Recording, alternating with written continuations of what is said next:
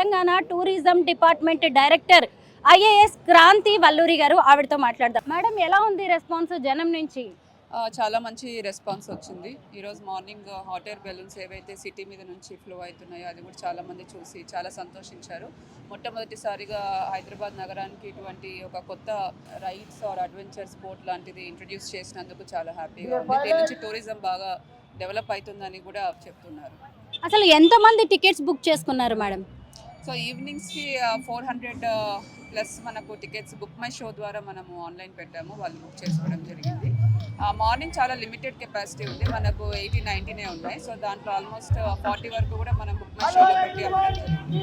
హైదరాబాద్ లో first time ఈ balloon festival అనేది నిర్వహిస్తున్నారు కదా, దీనికి ఆలోచన ఎలా వచ్చింది? హాట్ ఎయిర్ బెలూన్ ఫెస్టివల్ అన్నది మన దేశంలో ఇది వరకు వారణాసిలో ఒకసారి జరగడం జరిగింది, జైపూర్లో సో అవన్నీ చూసి మన హైదరాబాద్ నగరానికి కూడా ఇటువంటి ఫెస్టివల్ ఉంటే బాగుంటుంది, మన పబ్లిక్కి కూడా ఒక మంచి టూరిస్ట్ ఎక్స్పీరియన్స్ ఇచ్చిన వాళ్ళం అవుతామనే ఉద్దేశంతో ఇక్కడ కూడా ఏర్పాటు చేయడం జరిగింది. ఎప్పటి నుంచి ఎప్పటి వరకు జరుగుతుంది మేడం ఈ ఫెస్టివల్?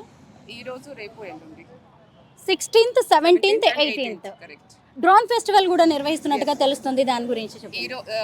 డ్రోన్ ఫెస్టివల్ గచ్చిబౌలి స్టేడియంలో 16th and 17th 2 days ఉంటుంది. తెలంగాణ సాంస్కృతిక పతంగుల పండుగ, తెలంగాణ టూరిజం పలుకుతోంది స్వాగతం, తెలంగాణ టూరిజం పలుకుతోంది స్వాగతం.